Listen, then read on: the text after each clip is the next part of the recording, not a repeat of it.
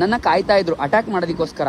ನಾನಿದ್ದವನು ಸ್ಪೀಡಾಗಿ ಹೊಡ್ಕೊಂಡು ಹೋದ್ನಲ್ಲ, ಅವ್ನು ಕೂಗಿದ್ರು, ಅವರು ಫಾಲೋ ಮಾಡ್ಕೊಂಡು ಬಂದೇ ಬಿಟ್ರು ನನ್ನ ಹಿಂದೆಗಡೆ. ನಾನು ಜೋರಾಗಿ ಹೊಡ್ಕೊಂಡ್ ಬಂದೆ. ಅಲ್ಲೆಲ್ಲ ಕ್ಯಾಬ್ ಅವರೆಲ್ಲ ಸೈಡಲ್ಲೆಲ್ಲ ಹಾಕೊಂಡಿದ್ರು, ಬಟ್ ನಾನು ನಿಲ್ಸಿಲ್ಲ, ಜೋರಾಗಿ ಹೊಡ್ಕೊಂಡ್ ಬಂದ್ಬಿಟ್ಟಿದ್ದೀನಿ ಗಾಡಿನ. ರೆಡ್ ಕಲರ್ ಕಾರ್ ಏನು ಪಕ್ಕದಲ್ಲಿ ನಿಂತಿತ್ತಲ್ಲ, ಆವಣ್ಣ ಪಕ್ಕದಲ್ಲಿ ಬಂದು ನಿಲ್ಲಿಸಿ ಇದೇ ಥರ, ಅಂದರೆ ಇಲ್ಲಿ ಪಕ್ಕಕ್ಕೆ ಬಂದು ಗ್ಲಾಸ್ ಇಳಿಸಿ, ಗುರು ಫಾಲೋ ಮಾಡ್ತಾವ್ರು ಅವರು, ನೀನು ನಿಧಾನಕ್ಕೆ ನಮ್ಮ ಜೊತೆನೇ ಬಾ ಅಂತ ಹೇಳಿ ಅವರು ಮೈಸೂರು ರೋಡಲ್ಲಿ ಒಂದು ಬ್ರಿಡ್ಜ್ ಇದೆ, ಮೈಸೂರು ರೋಡ್ ಮೆಟ್ರೋ ಸ್ಟೇಷನಿಂದ ಹಿಂದೆ, ಅದು ನಾಯಂಡಹಳ್ಳಿ ಮೆಟ್ರೋ ಸ್ಟೇಷನ್ವರೆಗೂ ಇದೆ. ಸೊ ಆ ಬ್ರಿಡ್ಜ್ ಹತ್ತಿ ನಾಯಂಡಹಳ್ಳಿ ಮೆಟ್ರೋ ಸ್ಟೇಷನ್ ಇಳಿಯೋವರೆಗೂ ಜೊತೆಗೆ ಬಂದು ನಾಯಂಡಹಳ್ಳಿ ಮೆಟ್ರೋ ಸ್ಟೇಷನಿಂದ ಅವ್ರು ಮುಂದೆ ಸ್ಪೀಡಾಗಿ ಹೋದ್ರು, ನಾನು ಹಿಂದೆ ಆರಾಮಾಗೋದು. ಯಾಕಂದರೆ ಆ ಅಣ್ಣ ಬಂದಾಗ ಅವ್ರು ಫಾಲೋ ಮಾಡೋದು ನಿಲ್ಲಿಸಿದ್ದು.